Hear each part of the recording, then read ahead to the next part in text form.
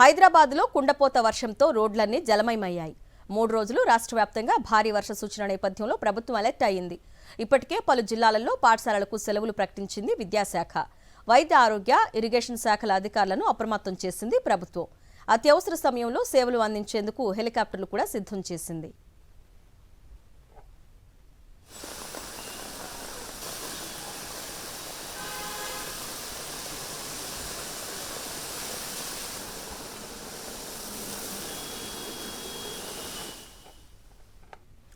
భారీ వర్షాల నేపథ్యంలో అధికారులు ఎలాంటి జాగ్రత్తలు తీసుకున్నారు అనే దానిపై అప్డేట్స్ మా ప్రతినిధి రాకేష్ అందిస్తారు.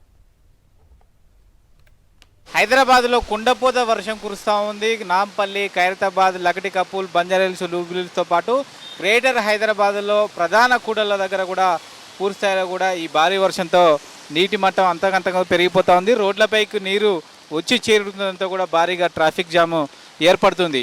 3 రోజుల పాటు భారీ వర్ష సూచన ఉందని ఇప్పటికే వాతావరణ శాఖ హెచ్చరించిన నేపథ్యంలో నిన్ననే రాష్ట్ర ప్రభుత్వం అలర్ట్ అయింది.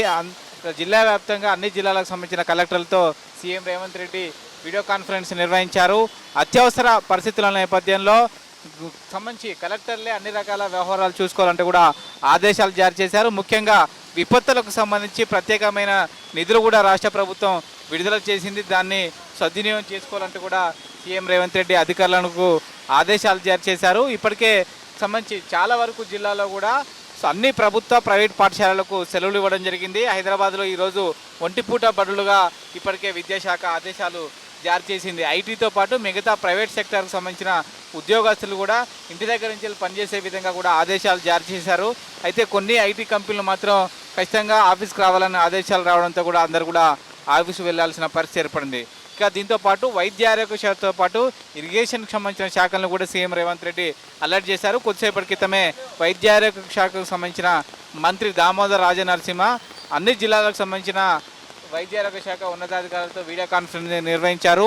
2-3 రోజుల పాటు భారీ వర్ష సూచన ఉన్న నేపథ్యంలో అన్ని ఆసుపత్రుల్లో కూడా మెడికల్ ఎమర్జెన్సీకి సంబంధించిన వసతులు అన్నీ కూడా రెడీ చేసుకోవాలి. ముఖ్యంగా గర్భిణీలకు సంబంధించి వెంటనే వైద్యం చేసే విధంగా ప్రత్యేక సేవలను అందుబాటులో ఉంచాలి. దీంతోపాటు 24/7 అందరూ కూడా వైద్యులు అందుబాటులో ఉండే విధంగా చర్యలు తీసుకోవాలంటూ కూడా వైద్య ఆరోగ్యకు సంబంధించిన ఉన్నతాధికారులకు మంత్రి దామోదర ఆదేశాలు జారీ చేశారు. ఇక ప్రాజెక్టుల నీటి మట్టం అంతకంతకు పెరుగుతుండడంతో కూడా ఎక్కడ కూడా ఇబ్బంది కలగకుండా లోతట్టు ప్రాంతాల ప్రజలను కూడా అప్రమత్తం చేసే విధంగా ఇరిగేషన్ శాఖకు సంబంధించిన ఉన్నతాధికారులు ఎప్పటికప్పుడు కూడా సమీక్ష నిర్వహించుకోవాలంటూ కూడా ఇరిగేషన్ శాఖ మంత్రి ఉత్తమ్ కుమార్ రెడ్డి ఆదేశాలు జారీ చేశారు. గ్రామాలలో చెరువులు, కుంటల దగ్గర కూడా సంబంధించి గ్రామ పాలనా అధికారులు పర్యవేక్షణలో ఉండాలి. చెరువులు, కుంటలు, కట్టలు తెగిపోకుండా జాగ్రత్త చర్యలు చేపట్టాలంటూ కూడా ఆదేశాలు జారీ చేశారు. ఇలా సంబంధించి ఉన్నతాధికారులకు సంబంధించి ఏవైతే ఎమర్జెన్సీ టీంలు ఉన్నాయో వారన్నింటినీ కూడా అలర్ట్ చేశారు. ముఖ్యంగా జీహెచ్ఎంసీ ప్రాంతంలో ప్రత్యేక స్పెషల్ ఆఫీసర్ను కూడా పెట్టడం జరిగింది.